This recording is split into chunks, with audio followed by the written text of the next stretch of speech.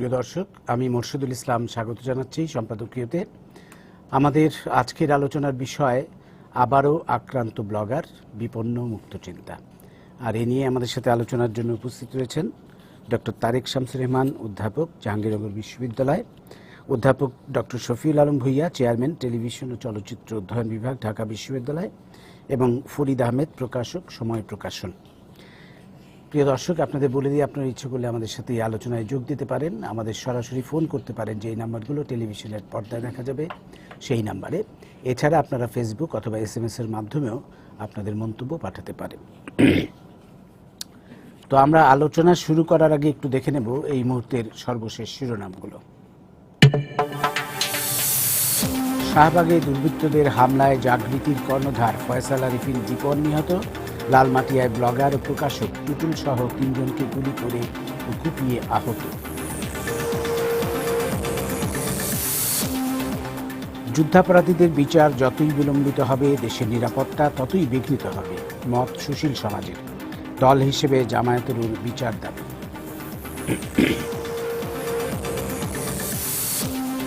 সিলেটের ফেঞ্চুগঞ্জে শতাধিক ককটেল ও 2টি পাইপগান সহ 2 জামায়াতকর্মী আটক। পুলিশের ধারণা, যুদ্ধাপরাধীদের বিচার বানচালে নাশকতার চেষ্টা। এমপিও ভুক্তির দাবিতে দ্বিতীয় দিনের মতো মাধ্যমিক শিক্ষকদের আমরণ অনশন, দাবি আদায় না হওয়া পর্যন্ত চালিয়ে যাওয়ার ঘোষণা।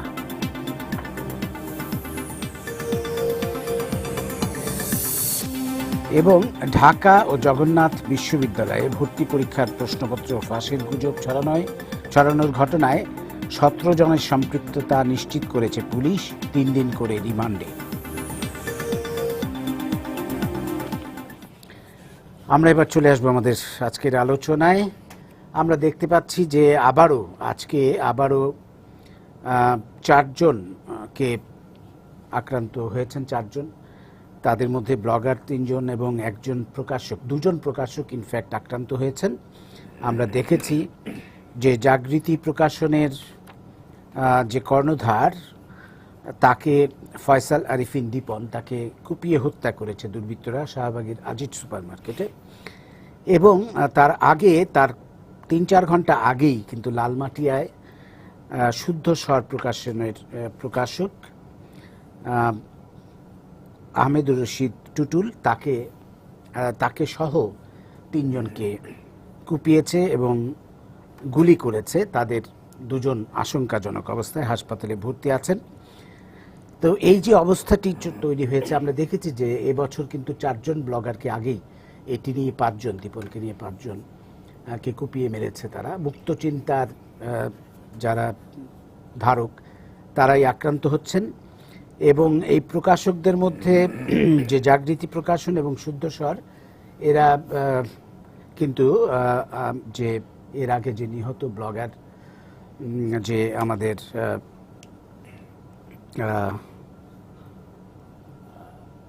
কি যেন নাম ভুলে গেলাম, ওই যে অভিজিতের বইয়ের প্রকাশক ছিলেন।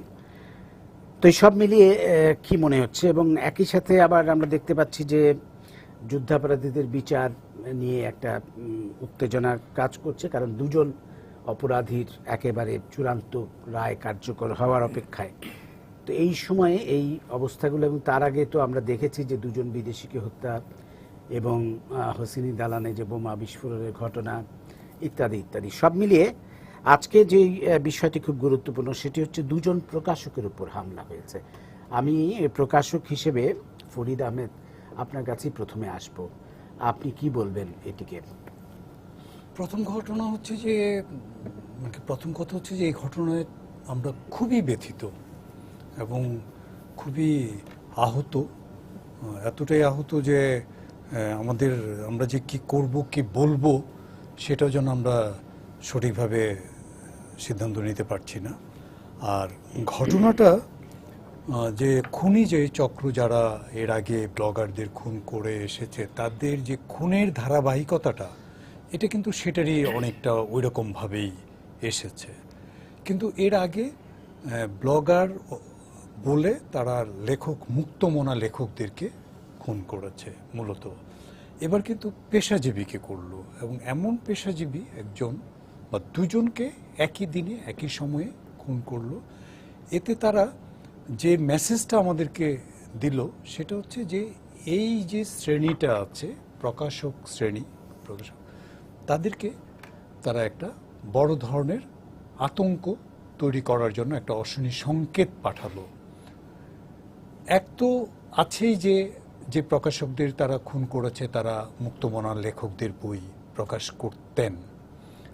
দ্বিতীয় আরেকটা ব্যাপার হচ্ছে যে আমাদের খুব সামনেই কিন্তু ফেব্রুয়ারি বইমেলা, এবং ফেব্রুয়ারি বইমেলার প্রস্তুতি কিন্তু আমাদের শুরু হয়ে গেছে প্রকাশকদের, এবং সামনের ফেব্রুয়ারি বইমেলায় আরও কতজন মুক্তমনা লেখকের বই আমরা বের করব সেগুলো কিন্তু নির্ধারিত হয়ে গেছে। তো আমি এই ঘটনাটাতে অনেকটা মনে করছি যে তারা যেন আমাদের মুক্ত বুদ্ধির চর্চা ব্যাহত হয়, এবং আমাদের এই লেখালেখি, আমাদের যেসব লেখকরা লিখছেন এই লেখাগুলো পাঠকদের, সাধারণ মানুষের কাছে পৌঁছানোর জন্য যারা মাধ্যম হিসাবে ব্যবহৃত হন প্রকাশক, তাদেরকে ওনারা এই কাজে নিবৃত করার জন্য এই ধরনের ঘটনা ঘটাতে পারে। যে প্রকাশকদের মধ্যে যদি একটা আতঙ্ক তৈরি হয়, প্রকাশকরা যদি এই ধরনের বই প্রকাশ বন্ধ করে দেয়, তাহলে এই লেখালেখি বন্ধ হয়ে যাবে, কিংবা লেখালেখি তারা করলেও এটা একটা বৃহৎ সংখ্যক লেখক পাঠকের কাছে যাবে না। এই ধরনের উদ্দেশ্য তাদের থাকতে পারে। তবে যেটাই হোক, ঘটনাটা খুবই খারাপ, এবং এটা খুবই আপনার অ্যালার্মিং একটা ঘটনা, দুঃখজনক তো বটেই। ধন্যবাদ। আবার আসবো পরে আপনার কাছে। আমি এখন একটু ডক্টর তারেক শামসুর রহমান আপনার কাছেই আসি। এই যে ব্লগারদের খুন করার ব্যাপারে আমরা দেখেছি যে ব্লগারদের খুন করার পরে অপরাধীদের তেমন দু একটি ঘটনায় হয়তো পুলিশ চার্জ দিয়েছে, রাজীব হত্যায় বা অভিজিৎ হত্যায় কয়েকজনকে গ্রেপ্তার করেছে, কিন্তু তারপরে অগ্রগতি আমরা খুব একটা দেখি না। অনেকে অভিযোগ করে থাকেন যে পুলিশের মধ্যেও এই ব্লগারদের হত্যাকাণ্ডের ব্যাপারে অপরাধীদের ধরতে বা একেবারেই খুব সিরিয়াসলি কেসটাকে হ্যান্ডেল করার ব্যাপারে একটা অনীহা কোথায় যেন কাজ করে, অনেকে মনে করেন। আবার ব্লগারদের ব্যাপারে একটা ধোঁয়াশা তৈরি করা হয় যে ব্লগাররা সবাই নাস্তিক, এই তকমাটা জুড়ে দেওয়া হয়, যেটি মানে সব ক্ষেত্রে হয়তো সঠিক নয়। কেউ কেউ হয়তো তার সেইভাবে মত প্রকাশ করছেন, সেটি অবশ্যই অন্যভাবে ট্যাকেল দেয়া যায় বা আইন আছে সরকারের, কিন্তু এই ব্যাপারে একটা উদাসীনতা আমরা লক্ষ্য করেছি। আপনার কি মনে হয়? আসলে আপনি যে কথাটা বললেন, আজকে টেলিভিশনে আমি অনেকের মুখে ঠিক এই কথাটাই আমি শুনেছি। এমনকি ইমরান সরকারের তার যে বক্তব্য, তারা যে ক্ষোভ প্রকাশ করেছেন, তার বক্তব্যের মধ্যেও এই ক্ষোভটা প্রকাশিত হয়েছে যে পুলিশের ভেতরে এক ধরনের নির্লিপ্ততা কাজ করে, এবং পুলিশের কাছ থেকে যেটা প্রত্যাশা ছিল মানুষের, সেই প্রত্যাশাটা পূরণ হয়নি।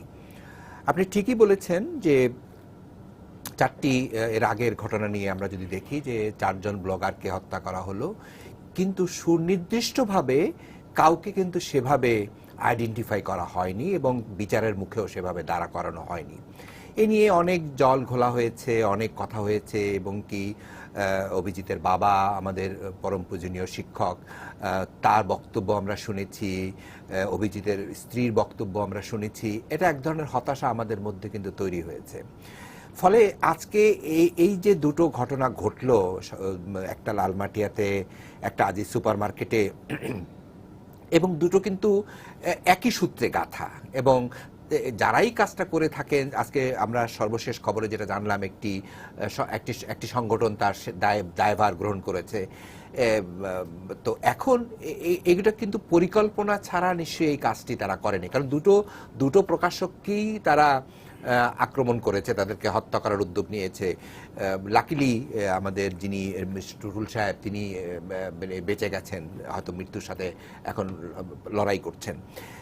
বিষয়টা হচ্ছে, আমি যেভাবে বিষয়টাকে দেখি, শুধুমাত্র যে মুক্ত চিন্তার যারা করেন, মুক্ত চিন্তাকে যারা প্রকাশ করতে চান, এই যে পাবলিশাররা আছেন, শুধুমাত্র তাদের উপরই যে আঘাত তেমনটি নয়, এর সাথেও আরও কিছু আছে। আমার মনে হয় যে এই বিষয়টাকে যত দ্রুত সম্ভব উন্মোচন করা যদি না হয়, তাহলে কিন্তু একটা মানুষের মধ্যে উদ্বেগ, শঙ্কা, আতঙ্ক কাজ করবে। এবং দেখেন, আমাদের সামনে একটা 21-এর বইমেলা, একটা বড় ধরনের একটা আমাদের এক ধরনের উৎসবের মতো আমাদের, তো সেখানে কিন্তু মানুষের মধ্যে কিন্তু আতঙ্কটা তৈরি হয়ে গেল যে আসলেই কি কত বই, কত ভালো বই আমরা এরপরে আদৌ পাবো কিনা, কোনো সমস্যা তৈরি হবে কিনা। ফলে এখন যে জিনিসটি সবাই তাকিয়ে রইলেন এখন মানে আইন শৃঙ্খলা রক্ষাকারী বাহিনীর প্রতি, যে তারা আসলেই যদি তাদের মধ্যে যদি এই ধরনের নির্লিপ্ত ভাব থাকে এবং তারা যদি সত্যিকার অর্থেই যদি দুষ্কৃতকারীদেরকে খুঁজে বের করতে না পারেন, তাহলে তো একটা শঙ্কার ভেতর দিয়ে আমাদেরকে আগামী দিনগুলোও যেতে হবে, সেটা আমাদের কারোর জন্য কোনো মঙ্গল বয়ে আনবে না। ডক্টর শফিউল আলম ভূঁইয়া, আপনার কাছে আসবো। এই যে একটা বিতর্ক সৃষ্টি করা হচ্ছে নাস্তিক এবং আস্তিক, যেটি আসলে শাহবাগ আন্দোলন যখন শুরু হয়েছিল আমরা দেখেছি যুদ্ধাপরাধীদের বিচারের দাবিতে লাখ লাখ মানুষ সমবেত হয়েছিল এবং একটা মানে অন্যরকম জাগরণ সৃষ্টি হয়েছিল মানুষের মধ্যে। ঠিক তখনই ওই আন্দোলনটিকে প্রশ্নবিদ্ধ করার জন্যই কিন্তু এই প্রশ্নটি নিয়ে আসা হলো যে এরা সব নাস্তিক, এত লাখ লাখ মানুষ, এরা তো সব নাস্তিক হতে পারে না। আর মানে ধর্ম বিশ্বাসটা তো এখন এটি একটি আপেক্ষিক ব্যাপার। কেউ যদি মনে করেন যে তিনি ঈশ্বরে বিশ্বাস করেন না, সেই মনে করাটির অধিকার নিশ্চয়ই তার আছে, যদিও অন্যের ধর্মচর্চার ব্যাপারে কোনো নেতিবাচক প্রচারণার অধিকার কারণেই, সেটি তো বটেই। তো এখন আপনি কি বলবেন এই যে প্রশ্নটি নিয়ে মানে যেই ব্যাপারটি দাঁড়াচ্ছে, তাতে করে কি সকল মুক্ত চিন্তার বিষয়টা খুব সংকুচিত হয়ে আসছে না? চমৎকার, আপনার বক্তব্যের মধ্যেই কিন্তু যে বিশ্লেষণগুলো করা দরকার সেগুলো আছে। যেমন এতক্ষণ পর্যন্ত আমরা আলোচনা করেছি যে ব্লগাররা যারা নাস্তিক তাদেরকে হত্যা করা হচ্ছে। শুধু যদি এই জায়গাটায় আমরা থেমে থাকি তাহলে কিন্তু পরিষ্কার হবে না বিষয়টা। কেন হবে না? আপনি দেখেন, যে ব্লগাররাই খুন হচ্ছেন তাদের গণজাগরণ মঞ্চের সাথে একটা সম্পর্ক ছিল, যে যুদ্ধাপরাধীদের বিচারের দাবি যে ব্লগাররা করেছিলেন তাদেরকেই কিন্তু দেখে শুনে তালিকা করে হত্যা করা হচ্ছে। এটা হলো একটা লিঙ্ক। আরেকটা হচ্ছে যে আপনার যখন গণজাগরণ মঞ্চ হয়, গণজাগরণ মঞ্চের বিরুদ্ধে যারা ছিলেন তারাই কিন্তু আপনার গণজাগরণ মঞ্চের যারা যায় তাদেরকে নাস্তিক হিসেবে আখ্যা দিয়েছিলেন। যেমন আস্তিক নাস্তিকের বিতর্কটা তখন সামনে নিয়ে আসা হলো। কেন নিয়ে আসা হলো? কারণ এদেশে আমরা তো ধরেন 88% এখন মুসলিম সম্প্রদায়ের অন্তর্ভুক্ত। ইসলামের ব্যাপারে, ধর্মের ব্যাপারে আমাদের একটা কোমল অনুভূতি আছে। তো আমরা যদি কোনো একটা গোষ্ঠী কাউকে হত্যা করতে চায়, আমরা বিশেষ করে এই যে ব্লগারদের হত্যাকাণ্ড যদি দেখেন, ইভেন অধ্যাপক হুমায়ুন আজাদের উপর যখন আক্রমণ হয়েছিল, সেই আক্রমণগুলো যখন করা হয়েছিল তখন কিন্তু এই বিষয়টাকে সামনে নিয়ে আসা হয়েছে যে তারা নাস্তিক। কেন নিয়ে আসা হয়েছে? যে নাস্তিক আখ্যা যদি দেয়া যায় তাহলে সাধারণ মানুষের সিম্প্যাথি হয়তো থাকবে না তাদের প্রতি, বা একটা বড় গোষ্ঠী তাদের ব্যাপারে উদাসীন থাকবে, যে তারা যেহেতু এই ধরনের কাজ করছে তাহলে আমরা আর তাদের পক্ষে দাঁড়াবো না। এই উদ্দেশ্যেই কিন্তু নাস্তিক তকমাটাকে সামনে নিয়ে আসা হচ্ছে। তেমনই ভাবে আমরা আইন শৃঙ্খলা রক্ষাকারী বাহিনীর মধ্য থেকে যেটা দেখেছি সেটা হলো যে তারা সফল কি ব্যর্থ তাদের কর্মকাণ্ডে কিন্তু বোঝা যায়। আপনি দেখেন, পঞ্চম ব্লগার আমরা যদি বলি, আজকে সহ 5 জন এই বছরই খুন হয়েছেন, তালিকা প্রকাশ করে করে খুন করা হচ্ছে। পুলিশ মাঝে মধ্যে 2-4 জনকে গ্রেফতার করে যে তারা হত্যাকাণ্ডের সাথে জড়িত বলে দাবি করা হয়, গ্রেফতার করে। কিন্তু এই যে হত্যাকাণ্ডটি যারা ঘটাচ্ছে তাদের মূল উৎপাটন করার মতো কোনো ব্যবস্থা কিন্তু গ্রহণ করতে পারেনি। তার আজকের আলামতটা আমরা কিন্তু পরিষ্কার দেখলাম। যদি তাদের মূল উৎপাটন করা হতো বা তাদের প্রত্যেককে যদি বিচারের আওতায় আনা যেত তাহলে কিন্তু আজকের এই হত্যাকাণ্ডটা ঘটে না। কিন্তু এটার হুমকিটা কোথায়? আপনি যথার্থই বলেছেন যে এই যে মুক্ত চিন্তা, আজকে আপনার সাথে আমি শতভাগ একমত যে একজন মানুষ ধর্মে বিশ্বাস তার নাই থাকতে পারে, একজন মানুষ ধার্মিক হতে পারে। এখন প্রত্যেকেই কিন্তু বাংলাদেশ রাষ্ট্রটির যে জন্ম হয়েছিল যে প্রত্যেকে তার নিজের মতো করে থাকবে, নিজের মতো করে ধর্ম পালন করবে, যে ধর্ম নিরপেক্ষতার বিষয়টিকে সামনে নিয়ে এসে মহান মুক্তিযুদ্ধের মধ্য দিয়ে যে দেশটি হয়েছিল সেখানে সবাই তো তার মতো করে বাস করার অধিকার আছে। নাস্তিকের যেমন অধিকার নেই একজনের ধর্মবিশ্বাসকে আঘাত করার, আবার তেমনি যিনি ধর্মে বিশ্বাসী তারও কিন্তু অধিকার নেই নাস্তিককে আক্রমণ করার। কিন্তু দুঃখজনক হলেও তো সত্যি যে এই ঘটনাগুলো ঘটছে, যে ধর্মের নাম করে মানুষকে খুন করা হচ্ছে, আবার কেউ কেউ তাদের লেখনীতে এতটাই হয়ে যাচ্ছেন যে মানুষের ধর্মবিশ্বাসে আঘাত করে ফেলছেন। তো সেই জায়গাটাই আমার মনে হয় যে প্রত্যেকেরই তার সীমাটা চিন্তা করা উচিত, যে কোথায় আমি থামবো। যেমন বিতর্ক হবে, তর্ক বিতর্ক হবে, আমি একটা জিনিস লিখবো বলবো, আপনি তার বিকল্প বক্তব্য রাখবেন লিখবেন, কিন্তু তাই বলে একজন মানুষকে খুন হতে হবে, অস্ত্রের ভাষায় জবাব দিতে হবে, সেটা তো কোনো গণতান্ত্রিক সমাজের বা সভ্য সমাজে কাম্য হতে পারে না। তো যারা এই ধরনের অসভ্যতায় লিপ্ত আছেন তাদের উদ্দেশ্য কিন্তু অনেক বড়। একটা হচ্ছে যে সাময়িক উদ্দেশ্য হচ্ছে যে আপনি বই মেলাকে কেন্দ্র করে যাতে এই ধরনের মুক্ত বুদ্ধির বা মুক্ত প্রকাশনার বই যাতে বের না হয় সেটাকে ব্যাহত করা, ধীরে ধীরে এই যে মুক্ত চিন্তার প্রকাশের জায়গাটাকে সংকীর্ণ করে দেয়া। আর বৃহৎ উদ্দেশ্যটা হচ্ছে এই বাংলাদেশ রাষ্ট্রটাকে অকার্যকর করে দেয়া, যে এই রাষ্ট্রটা যে সম্ভাবনা নিয়ে সামনের দিকে এগিয়ে যাচ্ছে সেই সম্ভাবনাকে নস্যাৎ করা, মুক্তিযুদ্ধের চেতনাকে ধ্বংস করে দেয়া। তো সেই কারণে আমার মনে হয় যে আমি চাইবো যে আমাদের পুলিশ বাহিনী যত দ্রুত এই বিষয়টি উপলব্ধি করবে, কারণ এই যে মানুষের চিন্তা চেতনা, লেখালেখির জায়গাটা মানুষের মননকে তৈরি করে, মানুষের মত তৈরি করে। তো সেই জায়গাটা যদি বন্ধ করে দেওয়া হয় তাহলে একটা জাতিকে হত্যা করতে আর খুব বেশি কিছু প্রয়োজন হবে বলে আমার মনে হয় না। ধন্যবাদ। আমাদের সাথে একজন দর্শক আছেন টেলিফোনে, আমরা একটু ফোনটা নিয়ে নিই। প্রিয় দর্শক, আপনার পরিচয়টা দিয়ে প্রশ্নটা করুন। হ্যালো, আসসালামু আলাইকুম। ওয়ালাইকুম সালাম। আমি লিওন, রংপুর থেকে বলছি।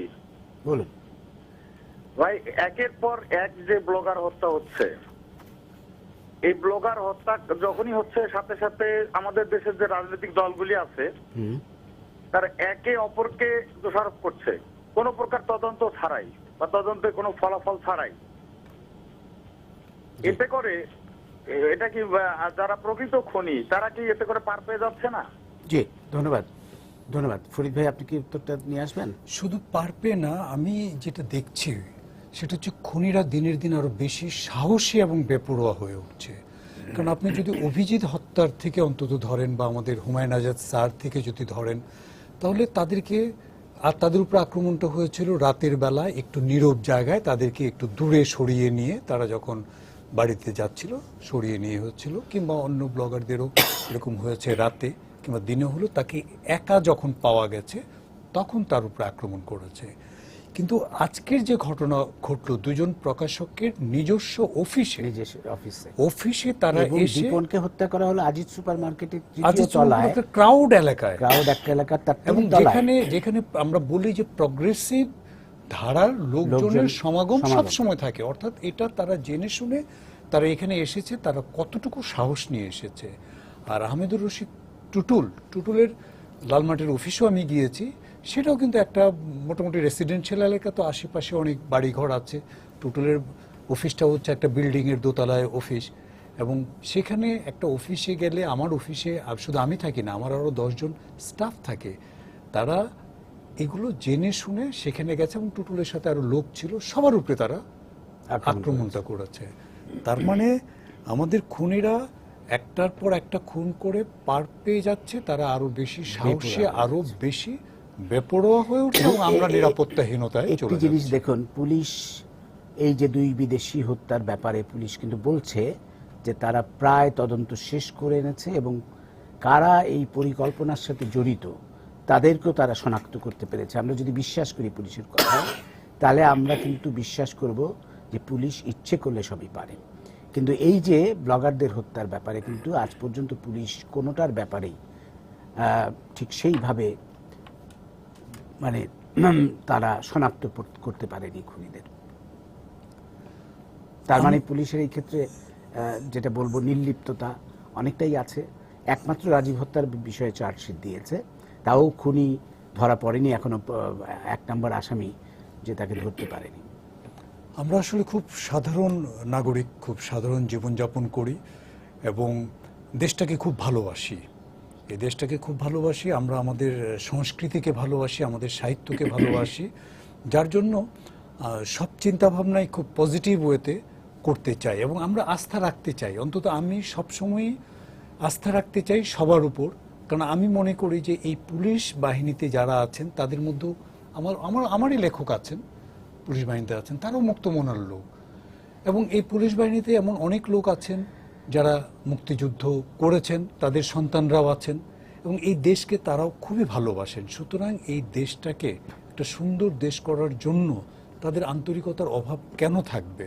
এবং আমি আসলে আশা করি এবং আমি এখনো চাই মনে প্রাণে যে এই যে যত অরাজকতা আছে এগুলো আসলে এনারা ঠিকই খুঁজে বের করবেন। হয়তো কোনোটা পারেননি, যেটা আপনি বললেন যে অনেক ব্লগার হত্যার রহস্য এখনও কুলকিনারা হয় নাই, রাজীব হত্যার এখনও আসামিরা ধরা পড়ে নাই, কিন্তু আমি আশা করছি এবং হয়তোবা তারা এটা করে দেখাবেন যে যে দুজন প্রকাশক আজকে একজন নিহত হলেন এবং আরেকজন প্রায় যায় অবস্থা, এবং খুব শীঘ্র হয়তোবা কালকেই পুলিশ আমাদেরকে সুসংবাদ দিবেন যে না আমরা তাদেরকে ধরতে সক্ষম হয়েছি। তখনই তাদের উপর আমাদের আস্থাটা বাড়বে এবং আমরা কিছুটা হলেও তৃপ্তি পাবো, শান্তি পাবো এদেশের নাগরিক হিসেবে। আমরা তাই আশা করি। ডক্টর তারেক শামসুর রহমান, আবার আপনার কাছে আসবো। এই যে সাম্প্রতিককালে আমরা কিন্তু বেশ কিছু হত্যাকাণ্ড দেখেছি, ব্যাপার দেখলাম, অরাজকতা সৃষ্টির একটা চেষ্টা কিন্তু আমরা দেখছি। এবং যেটা বলা হচ্ছে যে যেটা বললাম যে সামনে দুজন যুদ্ধাপরাধীদের, একদম চিহ্নিত যুদ্ধাপরাধী যারা খুব উঁচু মানের যুদ্ধাপরাধী, বিএনপির একজন এবং জামায়াতে ইসলামের একজন, তাদের বিচার প্রায় শেষ পর্যায়ে, বিচার হয়েই গেছে, রায় হয়ে গেছে, শুধু রিভিউ বাকি আছে, যেটি একটি আনুষ্ঠানিকতা মাত্র হয়তো, এবং কিছুদিনের মধ্যে হয়তো তাদের চূড়ান্ত রায় কার্যকরের অপেক্ষা করছি আমরা। সেই মুহূর্তে কিন্তু এই বিষয়গুলো আরো বেশি করে ঘটছে এবং এগুলো একটার সাথে একটার যোগসূত্র আছে বলে মনে হয়। আপনার কি মনে হয় এই যুদ্ধাপরাধীদের বিচারের সাথে এই ঘটনাগুলোর কোনো? না, দেখেন, একটা সহজ সরল জবাব হতে পারে যে যুদ্ধ অপরাধীদের বিচার যখন চূড়ান্ত পর্যায়ে, দুজনের কথা যেটা আপনি বললেন, চূড়ান্ত পর্যায়ে এসে গেছে, তার সাথে দুটো হত্যাকাণ্ডর কোনো মূল যোগাযোগ থাকলে থাকতে পারে। কিন্তু আমি মনে করি যে এর চাইতেও বড় বিষয় হলো যে এরা হচ্ছে আমার বিবেচনায় যে ব্লগার হিসাবে চিহ্নিত, যতটুকু আমি জেনেছি যে টুটুল সাহেব নিজেও ব্লগিং করতেন, তিনিও লেখালেখি করতেন, এবং আমার যেটা ধারণা যে কিছু ব্যক্তি এবং কিছু ব্লগারকে আইডেন্টিফাই করা হয়েছে যারা মুক্ত চিন্তার এই লেখাকে প্রকাশ করেন, উদ্যোগ নেন, এবং যেটা প্রফেসর ভুইয়াও বললেন যে গণজাগরণ মঞ্চে এরা সোচ্চার ছিলেন, ফলে এরা কোনো না কোনোভাবে টার্গেট হয়ে আছেন। এবং এর সাথে যুদ্ধাপরাধীদের বিচার প্রক্রিয়া কতটুকু জড়িত আমি সরাসরিভাবে হয়তো এটা আমি বলতে পারবো না। তবে একটা জিনিস আমার কাছে খুব স্পষ্ট আমি বলতে চাই, সেটা হচ্ছে যে এই সমস্ত বিষয়গুলোকে ধরেন, যদি সেই ইটালিয়ান নাগরিক হত্যাকাণ্ড ধরেন, আপনি জাপানি নাগরিক হত্যাকাণ্ড ধরেন, তারপর যে হোসনি দালানে যে ঘটনাটা গ্রেনেড বিস্ফোরণ ঘটলো, তারপরে দুজন ব্লগারের উপরে, প্রকাশক প্লাস ব্লগারের উপর অ্যাটাক করা হলো, এতে করে কিন্তু সমস্ত বাংলাদেশের উপর বিদেশে বাংলাদেশের ভাবমূর্তি নষ্ট হবে। এবং আপনি নিশ্চিত হতে পারেন যে এটাও বিশ্ব সংবাদ মাধ্যমে এই বিষয়টা আসবে, যেখানে মুক্ত মানার চিন্তার লোকরা আক্রান্ত হচ্ছেন, তাদেরকে হত্যা করা হচ্ছে। ফলে বাংলাদেশ সম্পর্কে একটা নেতিবাচক ধারণা কিন্তু আরো ধীরে ধীরে শক্তিশালী হচ্ছে। এবং যেটা আমরা অনেকেই বলার চেষ্টা করেন যে বাংলাদেশকে একটা অকার্যকর রাষ্ট্রে পরিণত করে কোনো মহল হয়তো সুবিধা নিতে চায়, হতে পারে এই একটা কনস্পিরেসির একটা অংশ। তবে আমি এই বিষয়টাকে মূলত গুরুত্ব দিতে চাই যে এই ব্লগাররা এবং ব্লগার প্রকাশকরা যারা মুক্তমনের প্রকাশ করে থাকেন, তারা আলাদাভাবে টার্গেট হয়ে আসছেন। এবং আপনি যাদের স্বীকারোক্তি আমরা আজকে টেলিভিশন স্ক্রলে দেখলাম, তারা তো একজন চিহ্নিত, এরা তো হিসাবেই আমরা জানি, সন্ত্রাসী গোষ্ঠী হিসেবে আমরা জানি। জি, ডক্টর শফিউল আলম ভুইয়া, এই বিষয়টি আপনি কি আপনার কাছে আরেকবার আসি যে এই যে যুদ্ধাপরাধীদের বিচারের ব্যাপারটি আমরা দেখছি যে বাংলাদেশ এগিয়ে যাচ্ছে, এবং এই বাংলাদেশের এগিয়ে যাওয়াটাকে তো অনেকেই ভালো চোখে দেখতে পাচ্ছে না। সে দেশের ভেতরে বলেন, দেশের বাইরেও, আন্তর্জাতিক মহলও কিন্তু যারা ৭১-এ আমাদের বিরোধিতা করেছিল, তারা এখন তো চাইবে না যে বাংলাদেশে গিয়ে। সব মিলিয়ে একটা ষড়যন্ত্র তো বড় আকারের হচ্ছে, এটা অস্বীকার করার কোনো উপায় নাই। তো সেই ষড়যন্ত্রগুলোকেই আরো উস্কে দিচ্ছে কিনা এই হত্যাকাণ্ড? সেই ষড়যন্ত্রগুলোর আমি বলতে চাই যে কোনো কোনো ক্ষেত্রে হয়তো বহিঃপ্রকাশ হচ্ছে। যেমন ধরেন এই যে ষড়যন্ত্রগুলো, যখন যেদিন থেকে যুদ্ধাপরাধীদের বিচার শুরু হয়েছে, ধরেন 42 বছর পরে যখন এই যুদ্ধাপরাধীদের বিচার শুরু হলো, এই শুরু হওয়ার পর থেকে এই বিচারটাকে বানচাল করার জন্য নানা ধরনের ষড়যন্ত্র হয়েছে, বা আপনার দেশে এবং বিদেশে। দেশে নানা ধরনের সন্ত্রাসী কর্মকাণ্ড হয়েছে, আর বিদেশে যেটা হয়েছে লবিস্ট নিয়োগ করা। এবং সম্প্রতি আপনি দেখেছেন অ্যামনেস্টি ইন্টারন্যাশনালের মতো সংস্থা এই ধরনের যুদ্ধ অপরাধীদের বাঁচানোর জন্য প্রকাশ্যে মাঠে নেমেছে। এটার কারণটা কি? কারণটা হচ্ছে জাস্ট লবিস্টরা তাদেরকে স্যাটিসফাই করেছে। স্যাটিসফাই করার ফলে কিন্তু তারা একটা অবস্থান নিয়েছে, যেটা অত্যন্ত দুঃখজনক অ্যামনেস্টি ইন্টারন্যাশনালের মতো একটা অর্গানাইজেশনের জন্য। তো এই যে বানচাল করার ক্ষেত্রে এখন আপনি যেটা বলেছেন আপনার বক্তব্যে, যে দুজন বড় যুদ্ধ অপরাধীর বিচার এই যে 2 তারিখে রিভিউ আছে, রিভিউর পরে কার্যকর হবে। তো এই ধরনের বিচার করতে গেলে যে আঘাতগুলো আমাদের উপর আসবে, রাষ্ট্রের উপরে আসবে, সেইগুলোর জন্য আমার কাছে মনে হচ্ছে পুলিশ হয়তো যথেষ্ট তৈরি না। যদি অথবা পুলিশও খেই হারিয়ে ফেলছে। যে এই যে ধরেন বিভিন্ন ধরনের ঘটনা, আপনার গুলশানের মতো এলাকায় তাবেলাকে হত্যা করা হলো, রংপুরের একেবারে গ্রাম অঞ্চলে জাপানি একজন নাগরিককে হত্যা করা হলো, হোসেনি দালানের 400 বছরের ইতিহাসে প্রথমবারের মতো সেখানে বোমা হামলা করা হলো, তারপরে এই যে আজকে 2 জন প্রকাশককে একেবারে তাদের অফিসে ঢুকে হত্যা করা হয়েছে। তো এইগুলোকে যদি আপনি ধরেন বিশ্লেষণের সুবিধার্থে একই সূত্রে গেঁথে নিতে পারেন, যে সবগুলো ঘটনা যারা ঘটাচ্ছে তাদের মোটিভটা এক ধরনের, সেটা হচ্ছে কি, যে এই সরকার এবং রাষ্ট্রকে অকার্যকর করা। কেন অকার্যকর করা? কারণ এই সরকার এবং রাষ্ট্র তাদের মতবাদের বিরুদ্ধে পরিচালিত হচ্ছে, বা তাদের যে হীন উদ্দেশ্যগুলো ছিল সেগুলো বাস্তবায়নের পথে অন্তরায় হচ্ছে। এইটা একটা। আরেকটা হচ্ছে যে আপনার যে এই যুদ্ধাপরাধীদেরকে বিচারের আওতা থেকে বের করে নিয়ে আসা, যে সরকারকে যদি ফেলে দেওয়া যায়, সরকারকে যদি অকার্যকর করা যায়, তাহলে কিন্তু এগুলো বন্ধ করা যাবে। তো সেই রকম ষড়যন্ত্রের অংশ হিসেবে তারপরে আরেকটা কিন্তু দূরবর্তী জিনিস আমাদের এখানে, এই সবগুলোর মধ্যে আপনি একটা যোগসূত্র পাবেন, সেটা হচ্ছে যে এই যে সারা পৃথিবীতে আজকে যে পলিটিক্যাল ইসলামের যে বহিঃপ্রকাশ আমরা দেখতে পাচ্ছি, আফগানিস্তান বলেন, আপনি ইয়েমেন বলেন, সৌদি আরবিয়া বলেন, ইভেন ভারতে, বাংলাদেশে, সব জায়গায় যে ইসলামের একটা র্যাডিক্যাল ব্যাখ্যা দিয়ে এক ধরনের মতবাদ চাপিয়ে দিয়ে মানুষকে হত্যা করার যে হত্যা যজ্ঞে লিপ্ত হয়েছে, এই যে শান্তির ধর্ম ইসলামের নাম করে, সেইটারও কিন্তু কিছু কিছু আলামত আমরা এখানে দেখতে পাই। বিশেষ করে ধরেন এই যে হোসেনি দালানের বিষয়টা, তারপরে এই যে ব্লগারদের হত্যার বিষয়টা, যে অথচ আপনি যদি ইসলামের অন্য দিকগুলো দেখেন, ইভেন রাসূল সাল্লাল্লাহু আলাইহি ওয়াসাল্লামের জীবন থেকে যদি আপনি বিশ্লেষণ করেন, মদিনা সনদ বলেন, তারপরে আপনার বিদায় হজের ভাষণ বলেন, এই 2টা গুরুত্বপূর্ণ ডকুমেন্টকে যদি আপনি বিশ্লেষণ করেন, সেখানে কিন্তু আপনার রিলিজিয়াস প্লুরালিটির কথা বলা হয়েছে। আজকে আমরা এক ধরনের ইসলাম, র্যাডিক্যাল ইসলাম দেখছি, পলিটিক্যাল ইসলাম দেখছি, যেখানে রাসূল সাল্লাল্লাহু আলাইহি ওয়াসাল্লামের আদর্শের কোনো বহিঃপ্রকাশ আমরা দেখতে পাচ্ছি না। তো এইগুলো হচ্ছে আপনার যে আমি মনে করি যে বাংলাদেশকে এক ধরনের অকার্যকর রাষ্ট্র, অনিরাপদ রাষ্ট্র এবং জঙ্গি রাষ্ট্রে পরিণত করার আলামত। ধন্যবাদ। ফরিদ আহমেদ, আপনি কি মনে করেন যে এই আজকের দুটি ঘটনার ফলে আমাদের মুক্ত চিন্তার প্রকাশ আগামী বইমেলায় বাধাগ্রস্ত হবে? ফেব্রুয়ারি বইমেলাটা আসলে আমাদের একটা চেতনার থেকে এটা সৃষ্টি হয়েছে, অমর একুশের ভাষা আন্দোলনের সেই চেতনা। এবং আমরা আমাদের এই দীর্ঘ পরিক্রমায় আমরা অনেকবার দেখেছি, স্বৈরাচারের সময় দেখেছি, সামরিক শাসনের সময় দেখেছি, বা অন্যান্য সময়ে যখনই কোনো প্রতিবাদ বা যখনই কোনো প্রতিরোধের সময় আসে বা প্রয়োজন পড়ে, তখন কিন্তু ফেব্রুয়ারি বইমেলাটা আরও বেশি জাগ্রত হয়। ফেব্রুয়ারি বইমেলার থেকেই অনেক আন্দোলন বা ফেব্রুয়ারি বইমেলার থেকে আমরা অনেক বেশি দেশকে ভালোবাসার শক্তি পেয়ে থাকি।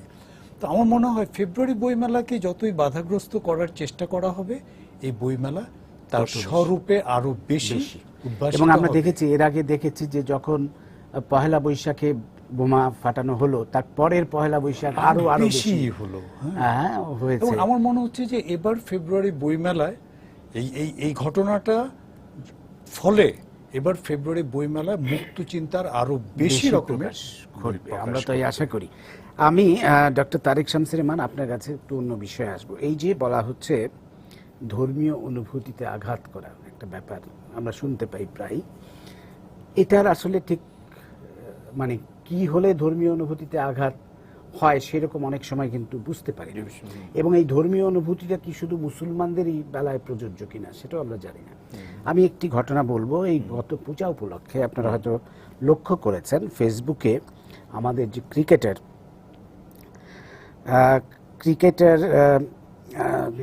লিটন দাস, ক্রিকেটার লিটন দাস তার ফেসবুকে একটা স্ট্যাটাস দিয়েছিল দুর্গা পূজায় সবাইকে শুভেচ্ছা জানিয়ে।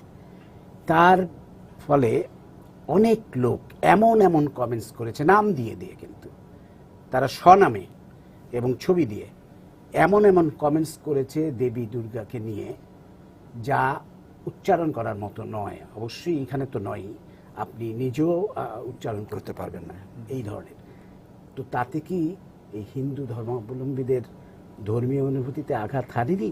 এবং তার জন্য কি পুলিশ কোনো ব্যবস্থা নিয়েছে? আমরা তো দেখিনি আজ পর্যন্ত। প্রথম কথা হচ্ছে যে আমি এটা অত্যন্ত দুঃখজনক যে আমি আসলে এই পরে স্ট্যাটাসটা লিটন দাস বাধ্য হয়েছে তার স্ট্যাটাস সরিয়ে ফেলতে, উজ্জ্ব করতে, যে সে খুবই নিরীহভাবে দুর্গা পূজা উপলক্ষে সবাইকে শুভেচ্ছা জানিয়েছিল। দেখেন, এই দুর্গা পূজাটা বেসিক্যালি আমাদের বাঙালির সংস্কৃতির একটা অংশ হয়ে গেছে। এটা এখন একটা উৎসবে পরিণত হয়েছে। আপনি দেখবেন যেটা এক ধরনের উৎসবে, সেখানে যদি সত্যিকার অর্থেই এই আমি এটা দুঃখজনকভাবে হলো সত্য যে আমি এই লিটন দাসের স্ট্যাটাসটা আমি দেখিনি, এবং যদি এরকম ঘটনা ঘটে থাকে, নিশ্চয়ই ঘটেছে, এটা তো অনাকাঙ্ক্ষিত এবং এটা তো অত্যন্ত দুঃখজনক। আমরা ছোটবেলায় আমরা দেখেছি, আমি যে এলাকা থেকে এসেছি, ছোটবেলায় যেখানে আমি বড় হয়েছি, সেখানে মুসলমান হিন্দু একসাথে বড় হয়েছে আমরা সবাই মিলে, এবং সেখানে আমরা সবাই মিলেই আমরা পূজা উৎসব একসাথে করেছি। কিন্তু এইরকম অনাকাঙ্ক্ষিত ঘটনা কখনোই আমি অতীতে আমি কখনোই শুনিনি। এটা ডেফিনেটলি আপনি যেটা বললেন, এটা হিন্দু সম্প্রদায়কে আঘাত করে থাকবে, তাদের যে অনুভূতিতে আঘাত করে থাকবে। এবং খুব দুঃখজনকভাবে হলো সত্য, যদি পুলিশ এ ব্যাপারে যদি কোনো, তাদের তো ক্ষমতা আছে, তারা তো আইসিটি অ্যাক্টে তারা মামলা করতে পারে কারা কারা এ ধরনের কমেন্ট করেছে। যদি না করে থাকে, এটা সত্যিই তো দুঃখজনক, অত্যন্ত দুঃখজনক এটা। জি, শফিউল আলম ভাইয়া, আপনি কি বলবেন এখানে? এই বিষয়টাই বাংলাদেশের রাষ্ট্রীয় আইন অনুসারে কিন্তু লিটন দাসের ধর্মীয় অনুভূতিতে আঘাত করা হয়েছে বলে মনে হচ্ছে। শুধু লিটন দাস না, সমগ্র অনেক হিন্দু হিন্দু ধর্মাবলম্বী।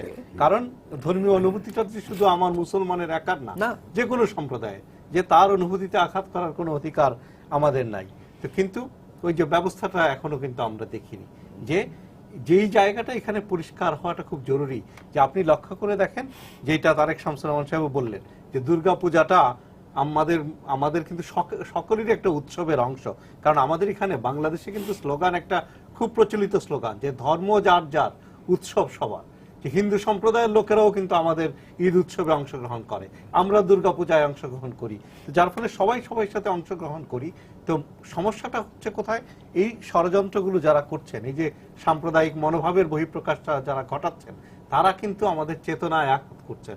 চেতনাটা কোন চেতনা? চেতনাটা হচ্ছে অসাম্প্রদায়িকতার চেতনা, চেতনাটা হচ্ছে মুক্তিযুদ্ধের চেতনা। সেই চেতনাটাকেই কিন্তু আঘাত করা হচ্ছে। এবং এই যে বইমেলার আগে যে ঘটনাটা ঘটানো হলো, যেটা ফরিদ সাহেব বললেন, যে বইমেলাটাও কিন্তু আমার চেতনার বহিঃপ্রকাশের অংশ।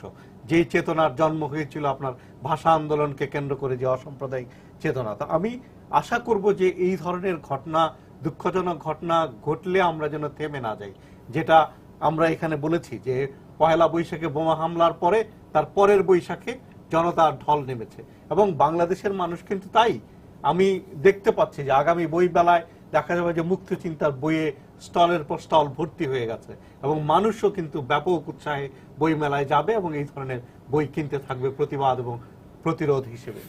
না, এবং এই যে লিটন দাসের ব্যাপারটা আমি খুব এই দুঃখজনকভাবে আমি লক্ষ্য করেছি, যেটা যে পুলিশ আজ পর্যন্ত কোনো ব্যবস্থা নিয়েছে বলে আমাদের মনে হয়নি। এবং হিন্দু সম্প্রদায় তো খুব আগ্রহ নিয়ে এসে যে এটা প্রতিবাদ করবে সেই অবস্থায় নাই আমাদের দেশে। এটা স্বীকার করতে হবে, যতই আমরা ধর্মীয় সম্প্রীতির কথা বলি, যতই গালভরা বক্তব্য দেই না কেন, সেটা বুঝতে হবে যে তারা সংখ্যালঘু এবং তাদের ওই অবস্থা এখন নাই যে তারা ওইটা প্রতিবাদ করবে। কিন্তু যেই ধরনের কমেন্টসগুলো পড়েছে ওইখানে দেবী দুর্গা সম্পর্কে, সেটি পুলিশ কেন ব্যবস্থা নিল না, আমি এটা বুঝে পাই না বাংলাদেশের মতো। ফরিদ ভাই, আপনি কি এই ব্যাপারে একটু বলবেন কিছু? আমার মনে হয় যে আমাদের দেশে একটা শ্রেণী আছে যাদের প্রতিনিয়ত তাদের চিন্তা চেতনা ভাবনা হচ্ছে দেশের ভাবমূর্তি নষ্ট করা এবং দেশের ভিতরে একটি অশান্তি ও বিশৃঙ্খলা সৃষ্টি করা। এবং এখানে আমি অন্তত যতটুকু বুঝতে পারছি যে তারা একজন দেবীকে নিয়ে বিরূপ মন্তব্য করেছে এ কারণে যে তাদেরকে একটু উস্কানি দেওয়া, এবং এর ফলে যদি তারা আবার একটা পাল্টা কিছু করে তাহলে একটা বিশৃঙ্খলা সৃষ্টি করার তারা সুযোগ পায়। এই যে এই শ্রেণীটাকে চিহ্নিত করা আমাদের খুবই প্রয়োজন, যারা সুযোগ পেলেই আমাদের মধ্যে বিশৃঙ্খলা সৃষ্টি করে, সুযোগ পেলেই ভাবমূর্তি ক্ষুণ্ণ করে দেশের, এবং তারা এই বিশৃঙ্খলা সৃষ্টি করার জন্য ভাবমূর্তি দেশের ক্ষুণ্ণ করার জন্য মাঝে মধ্যে আমাদের নিরীহ জনগণগুলোকে হত্যা করে। ধন্যবাদ। আমি আবার তারেক শামসুর রহমান আপনার কাছে আসবো, আমাদের সময় খুব বেশি নেই। আসলে এই যে যেটা বলা হচ্ছিল যে ধর্মীয় সম্প্রীতির একটা বিশাল ঐতিহ্য আমাদের আছে এবং সেটা তো আমরা রক্ষা করতেই চাই, এবং সেটা বাংলাদেশের সিংহভাগ মানুষ ধর্ম বর্ণ নির্বিশেষে সিংহভাগ মানুষ সেই ঐতিহ্যে বিশ্বাস করে। এই বিশ্বাস আমাদের আছে। কোটি কয়েক লোক সেখানে মাঝে মাঝে বিভেদ সৃষ্টি করার চেষ্টা করে, যেটা আমরা বারবার দেখি। এবং এই যে আমাদের শিয়া সম্প্রদায়ের উপর যে হামলার চেষ্টা করা, তো এই প্রথমবারের মতো। সেটাও কিন্তু এই যে শিয়া সুন্নি যে বিভেদটা আমাদের এখানে কখনোই ছিল না, আমরা বুঝতেই পারতাম না যে কে শিয়া কে সুন্নি, তাই না? তো সেইখানেও একটা, যদিও মারা গেছে যে ছেলেটা সুন্নি, তো এতে করে এই যে মানে সাম্প্রদায়িকতা যারা উস্কে দিতে চায় তারা এই চেষ্টাগুলো করছে। আমাদের কি করণীয় এখন? না, এখন একটা জিনিস মানুষ হিসেবে আমরা তো পুলিশের করণীয় বা অন্যান্য সেগুলো আলাপ করছি, আমি যদি খুব সহজ সরল সাদামাটা ভাবে বলি, সেটা হচ্ছে যে আমাদের করণীয় হচ্ছে একটাই, নাগরিক ঐক্য। এবং আপনি দেখবেন এই যেটা আপনি হোসনি তালানের যে কথাটা বললেন, এখানে কিন্তু অতীতে সুন্নি মুসলমান শিয়া মুসলমান কেউ কোনো পার্থক্য ছিল না, সবাই একভাবে সেই কারবালার বিয়োগান্তক ঘটনা স্মরণ করেছে। তার অর্থটা কি? তার অর্থটা যে এখানে একটা জিনিস, সকল মানুষের ঐক্যটা সেখানে প্রতিষ্ঠিত হয়েছে এবং সেটা যুগ যুগ ধরে আমরা পালন করেছি। আজকে যে ঘটনাগুলো ঘটেছে এই একের পর, আমি যদি সব ঘটনাগুলো এক কাতারে দাঁড়া করাই, আজকে দুজন প্রকাশকের উপর যে আঘাত আসলো, একজন মারা গেলেন, এবং আপনি রিটন দাসের যে কথা বললেন তার যে অনুভূতিতে আঘাত করা হলো, এই শিয়া মসজিদে শিয়াদের ধর্মীয় স্থাপনার উপর তাজিয়া মিছিলে যে শুরু করার প্রাককালে যে আক্রমণ করা হলো, এগুলোকে নস্যাৎ করার, সকল ষড়যন্ত্রকে নস্যাৎ করতে হলে আজকের সকল নাগরিকের ঐক্য, দল মত নির্বিশেষে সকল নাগরিককে এই অন্তত অ্যাটলিস্ট এই সন্ত্রাসের বিরুদ্ধে ঐক্যবদ্ধভাবে দাঁড়াতে হবে। অধ্যাপক শফিউল আমার মনে হয় এটার পাশাপাশি ইসলামের যে প্রগতিবাদী শক্তি যেগুলো আছে, ধরেন যে আলেম ওলামারা আছে সুফি ট্রেডিশনের মধ্যে, তাদেরকে সামনে নিয়ে আসা। কারণ ইসলামের ভুল ব্যাখ্যা দিয়ে কিন্তু অনেক ক্ষেত্রে এই ধরনের অপকর্ম করা হচ্ছে। তো তাদেরকে সামনে নিয়ে এসে সবাই মিলে মনে হয় এই অপশক্তির বিরুদ্ধে আমরা দাঁড়াতে পারি। ফরিদ ভাই কিছু বলবেন খুব অল্প সময়ের মধ্যে? আসলে আমাদের ওই সচেতনতাটা তৈরি করতে হবে সাধারণ জনগণের মধ্যে।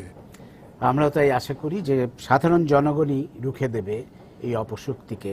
যত রকম অপশক্তি আজকে আমাদের মুক্ত চিন্তাকে বাধাগ্রস্ত করতে চাচ্ছে, আমাদের ভয় দেখাতে চাচ্ছে, সেই ভয় তারা কখনোই দেখাতে পারবে না।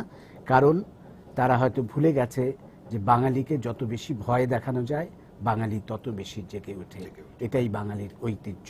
আমরা আশা করব আগামীতে আমরা আরো বেশি করে জ্বলে উঠব মুক্ত চিন্তার শক্তিতে। আপনাদের অসংখ্য ধন্যবাদ জানিয়ে শেষ করছি আজকে সম্পাদকীয়। প্রিয় দর্শক, সবাইকে শুভেচ্ছা। আগামীকাল আবারও দেখা হবে রাত 10টায়। দেখার আমন্ত্রণ রইল। শুভরাত্রি।